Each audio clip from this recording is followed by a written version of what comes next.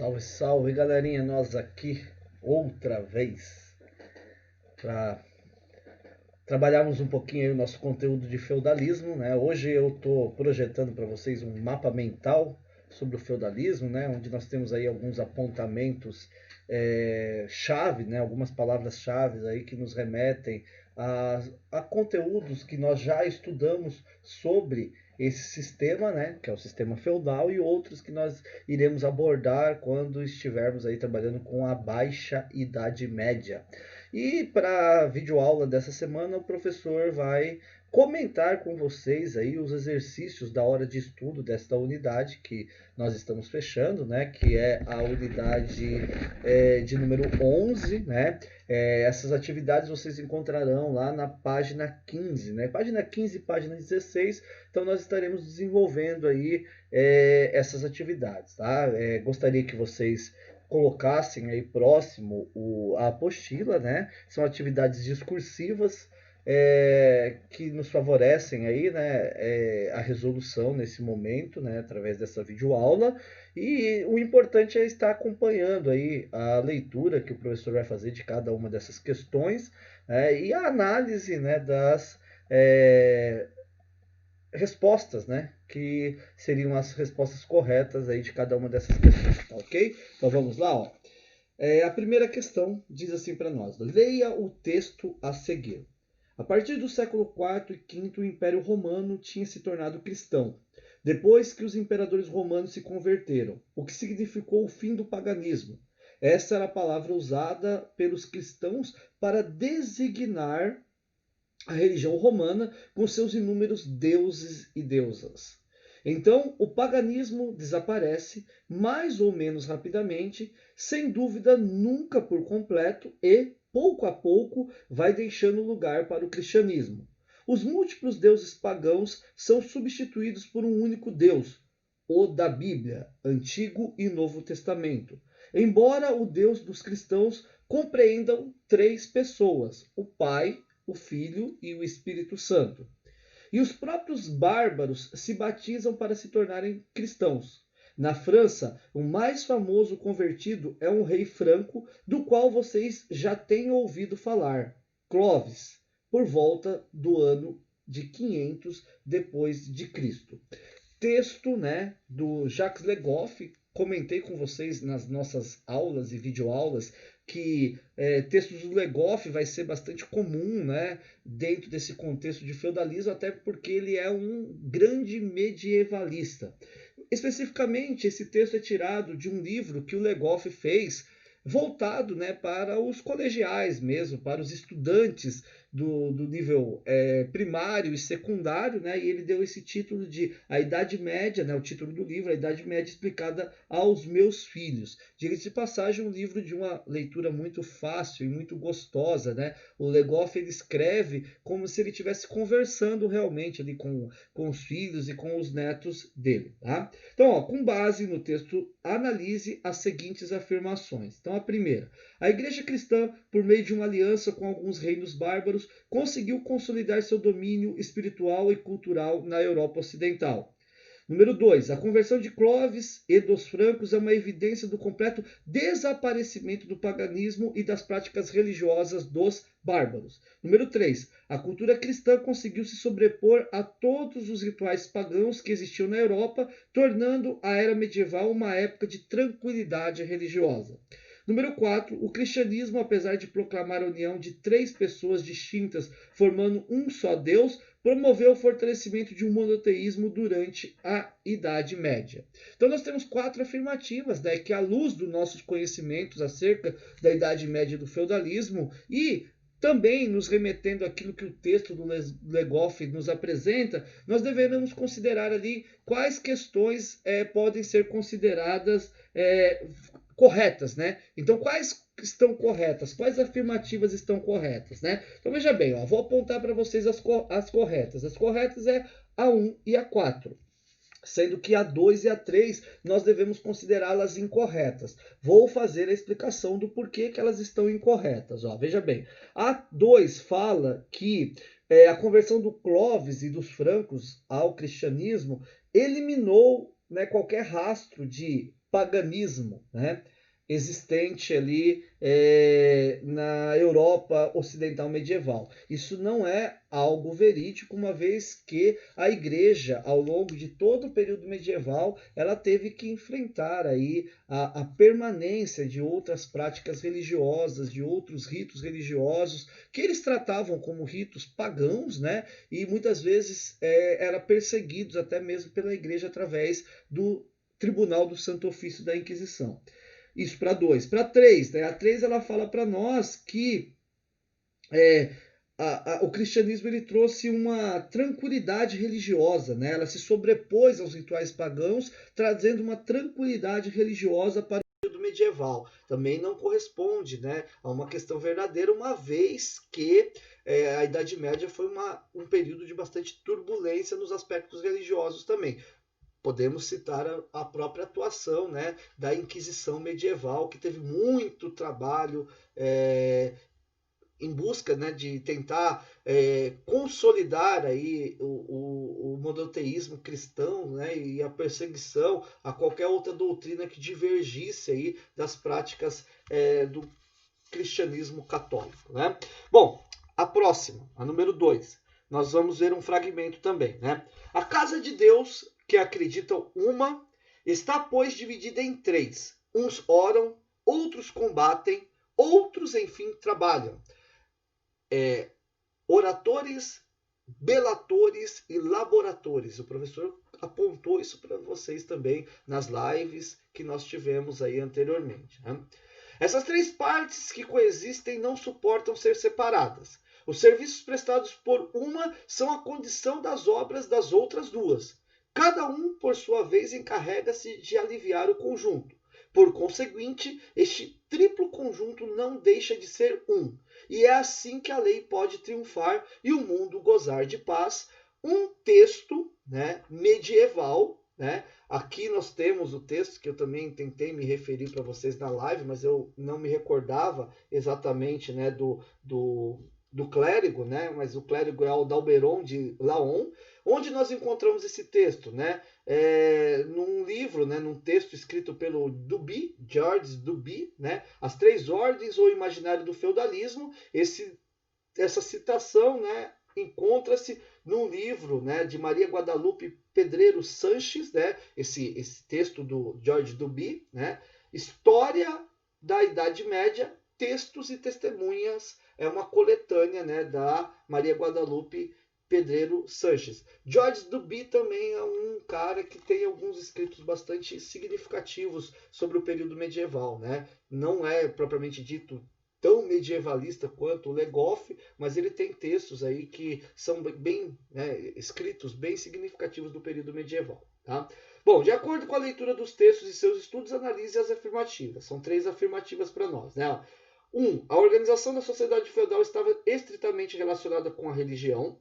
2. As ordens tinham funções e atribuições diferenciadas. 3. A divisão da função estava restrita apenas à teoria, pois na prática todos desempenhavam as mesmas funções. Então, após a análise, assinar a alternativa correta. Então, pelo que nós sabemos do período e da relação estabelecida entre os 3 estamentos no período medieval, e de acordo com aquilo que o trecho do Aldalberon de Laon coloca para nós, né? Nós temos que considerar, né, que somente a alternativa 1 e 2 está correta. A 3 ela está totalmente incorreta, né? Dizendo ali que essa divisão de funções, uns trabalham, outros guerreiam, outros rezam. Isso só existiu na teoria, não, isso existiu na prática, né? Eram 3 estamentos e 2 faixas econômicas, né? Somente o trabalho estava a cargo, né, do grupo composto ali pelos servos. Terceira questão. Feudo é um termo que possivelmente veio do latim feudum ou do latim vulgar feudum. Ele designa a terra que o senhor feudal outorgava aos seus servos ou vassalos em contrato de vassalagem. Por este contrato comum no mundo feudal europeu da Idade Média, as obrigações eram Desiguais, pois o vassalo poderia plantar e ter proteção na terra feudal, em contrapartida deveria cumprir uma série de obrigações como a corvéia, a talha, os deveres militares de hospitalidade para com os nobres, tornando-se seu servo. Parcialmente desiguais, pois os servos moravam nas terras senhoriais, pagavam impostos e deviam obrigações aos senhores, mas estavam livres para trocarem de senhores caso ocorressem abusos dos donos das terras. Relativamente igualitárias, porque tanto os senhores se beneficiavam com trabalhos e impostos dos servos, como estes recebiam terra de graça, roupa, alimentos e proteção senhorial em uma relação de trabalho livre. A próxima afirmativa, desigual e de trabalho obrigatório e gratuito do servo para com o senhor feudal, já que este vassalo não apenas pagava impostos e tinha obrigações como a corvéia, mas era tido como escravo ou propriedade do seu senhorio. Tá? Bom, fácil de analisar essa questão porque tem duas que a gente pode eliminar de cara, né? As relações que se estabeleciam entre o senhor feudal e os servos, né, aqui tratado também como vassalos, né, elas não eram parcialmente desiguais ou relativamente igualitárias. Elas eram totalmente desiguais, né? Havia uma desigualdade muito grande, obrigações muito pesadas para com os servos em detrimento aí dos seus senhores. Então sobraria para nós, né, a letra A, que fala de desigualdade, e a letra D, que fala de desigualdade. Aí nós vamos para um outro aspecto. O que tem de errado em uma dessas aí que fala de desigualdade? A letra D, ela tem um erro, porque ela fala que o servo, ele era tido como escravo ou propriedade do seu senhorio. Na aula que eu gravei para vocês, na live última que eu fiz para vocês, nós apontamos exatamente que o servo estava preso à condição da terra. Porém, ele não era vendido, ele não era uma propriedade. Né? Ele estava preso à condição da terra. Caso aquele senhor fosse destituído do feudo, o servo permaneceria ali e outro senhor ocuparia o lugar e ele se submeteria aí ao trabalho para o outro senhor. Ele não era propriedade do senhor feudal na condição de escravidão. Então, para essa questão, a alternativa correta, a letra A, certo? Quarta. Sobre a servidão medieval, assinale o que for correto. Temos uma questão de somatória, né? É importante a gente se familiarizar também com essas questões de somatória, uma vez que alguns vestibulares que vocês vão fazer podem apresentar esse formato, né? E na questão de somatória nós podemos ter uma ou mais questões corretas, né? O que nós temos que tomar cuidado é que nos vestibulares de questão de somatória, né, nos testes de somatória, marcar uma questão errada pode invalidar ou descontar nota sua no cômputo geral ali daquela questão. Então, vamos analisar questão por questão aí e ver se a gente assinala. Aqui a gente já faz o comentário se a questão está correta ou não, tá? A servidão foi um tipo de relação social que resultou exclusivamente da desagregação do Império Romano. Não, né? A servidão ela surgiu da fusão do Império Romano, que estava em decadência, com a ascensão e a formação dos reinos chamados de reinos bárbaros. Então, a fusão dessas duas tradições é que deu origem aí à servidão. Servidão e vassalagem foram as únicas formas de relação social existentes na estrutura feudal, né? Não, havia ali também a suzerania. A gente tem que pensar na suzerania, nós temos que pensar nas outras relações que se estabeleceram. Então não foi só servidão e vassalagem, não foi só relações de obrigação, também tinha deveres para com essas obrigações. Tanto a sociedade romana quanto a germânica eram sociedades igualitárias e elas produziram com sua fusão uma Idade Média basicamente livre das desigualdades, né? Ali fala da fusão, que é o que realmente deu origem ali ao feudalismo e à Idade Média. Porém, o que está errado nessa questão? Tá? Falando ali em igualdade, sociedades igualitárias e uma Idade Média livre de desigualdade. Né? Então, também não vamos assinalar a 04. A próxima. No sistema feudal, as relações de servidão, suzerania e vassalagem tendiam a ligar os membros de uma sociedade em uma rede infinita de hierarquias e dependências. Exatamente, essa daí corresponde com algo que é real do feudalismo, né? Seja na servidão ou nas relações de suzerania e vassalagem, esses vínculos hierárquicos, né? Que seria a ideia de que o senhor feudal ele é superior ao servo, que o suzerano é superior ao vassalo, e as relações de dependência, de obrigações mútuas de servo para com senhor feudal, de senhor feudal para com servo, ou de suzerano para com vassalo, ou de vassalo para com suzerano, isso se estabeleceu no sistema feudal. Então assinalaremos a 8. E por fim a 16, o servo detinha a posse útil da terra, devia obrigações e tinha o direito de ser protegido pelo seu senhor. Também é uma afirmativa que nós devemos assinalar, né? Na somatória aí daria 24, né? Se a questão fosse para a gente colocar ali qual é a somatória, 24, a somatória do 16 mais 8, né? Somei certinho, né, galera? 16 mais 8, 24. 5, né? Mais um textinho do Legoff, se vocês observarem lá embaixo, né? Mais um textinho tirado do Jacques Legoff, nesse caso aí de um outro livro dele, né? Uma longa Idade Média, né? E o texto diz para nós assim, ó. Para o historiador Giuseppe Sergi, a Idade Média é uma convenção cronológica que consolidou-se na cultura comum da Idade Moderna e contemporânea. Tem sua origem nas reflexões que os humanistas dos séculos XV e XVI, animados pela esperança de uma animados pela esperança de uma nova era de renascimento cultural e recuperação geral. Sobre a Idade Média, o historiador Jacques Legoff afirma que esse nome foi dado ao período pelos humanistas a partir do século XIV. Petrarca foi provavelmente o primeiro a empregar a expressão que sobreviveu até os nossos dias, medium tempus ou media tempora. Tratava-se de definir alguma coisa que havia chegado ao fim, né? Ou que estava entre dois períodos que eles consideravam importantes, né? A gente vai trabalhar isso daí no Renascimento, né? Os renascentistas, eles julgavam que o momento que eles estavam vivendo era um momento importante e que outro momento importante da história da humanidade havia sido a antiguidade, né? O período da sociedade greco-romana. Então eles queriam resgatar esses valores da sociedade greco-romana e no meio deles havia um período que era um período obscuro, um período de trevas para esses humanistas do Renascimento, e aí eles passaram a tratar esse período como o período aí da chamada Idade Média, né? O período que está no meio de dois períodos relevantes, que seria a Antiguidade Greco-Romana, a Antiguidade Clássica, e o período do Renascimento, ao qual eles passaram a chamar ali de período da modernidade e que nós tratamos hoje como o período da Idade Moderna. A gente vai trabalhar isso mais para frente, né? Com base, então, nas informações apresentadas, analise as afirmativas a seguir. Mais uma vez, 3 afirmativas para a gente analisar. Ó. A Idade Média, como período histórico, é basicamente uma construção intelectual que foi elaborada por homens que viveram entre o século XIV e XVI.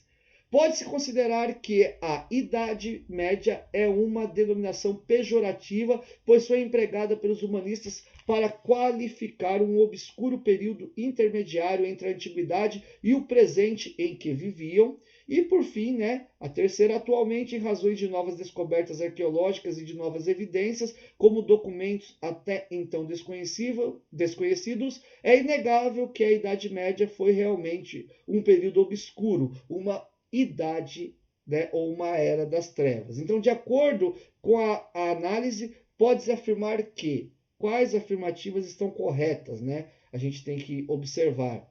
Bom, a primeira e a segunda estão corretas, né? A terceira nós não podemos considerar corretas, por quê? Porque não existem evidências que apontam aí para um período de retrocesso, ou um período de atraso, ou um período de estagnação para o período medieval, que justificaria essa visão pejorativa que os humanistas do Renascimento deram para o período, chamando eles de Idade das Trevas. Muito pelo contrário, né? O período medieval ele tem vários elementos que mostram para nós que a sociedade apresentou evoluções significativas, culturalmente, politicamente, em técnicas e tecnologias de produção que foram bastante relevantes aí para a evolução da história da humanidade. Tá? Então a questão 3 ali ela está totalmente incorreta na maneira de se pensar aí o período medieval. Tá?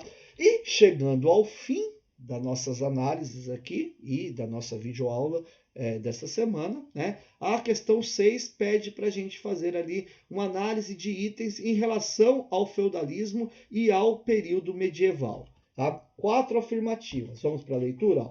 O modo de produção feudal próprio do Ocidente europeu tinha por base a economia agrária, comercial e monetária. No feudalismo, a posse de terra era critério de diferenciação dos grupos sociais rigidamente definidos. De um lado, os senhores cuja riqueza provinha da posse de terra e do trabalho servil. De outro, servos que estavam vinculados à terra, mas não tinham a sua posse. A 3. A propriedade feudal ou senhorial pertencia a uma camada privilegiada composta pelos senhores feudais. A principal unidade econômica de produção era o feudo. E a última, 4, devido ao caráter monetário do sistema feudal, o servo se sentia estimulado a aumentar a produção, pois isso significava aumento de seu lucro e do senhor feudal. O que está correto? Ou o que estão corretas aí nessas 4 afirmativas? Né? Vou apontar para vocês as corretas e vou justificar as que estão falsas. Veja bem, corretas aí somente o item 2 e o item 3. Tá? O item 1 e o item 4, basicamente, a gente pode justificar que eles estão errados pelo mesmo motivo. Eles falam aí de uma economia monetária no feudalismo. Fala de uma economia de mercado, né? No sentido de falar de comércio, de falar de aumento de produtividade, no sentido de excedente de produção que pudesse gerar ali uma maior riqueza. E nós sabemos que no período medieval, o que predominou foi a chamada economia amonetária, onde as trocas eram feitas a partir do escambo, né, mercadoria por mercadoria, e também, né, uma economia de subsistência, onde basicamente eles produziam tudo aquilo que eles tinham necessidade, né? As trocas comerciais dentro do feudo, ou até mesmo de um feudo para com outro, elas não eram tão constantes assim para a gente poder falar, né, de uma importância das relações comerciais. Isso principalmente na chamada aí, Alta Idade Média, né, e nos primeiros anos ou séculos, né, nos 2 primeiros séculos da chamada Baixa Idade Média. Depois, gradativamente, essa situação ela vai se modificando. Certo, galerinha? Por hoje, o professor encerra aqui, né? Ficamos aí com a imagem, né, do nosso mapa mental, e qualquer dúvida que vocês tiverem, seja em relação ao apresentado aí no mapa mental ou a essa abordagem das questões que o professor fez, eu estou à disposição para que vocês me indaguem aí e a gente possa solucionar. Valeu? Um abraço para todo mundo, muito obrigado.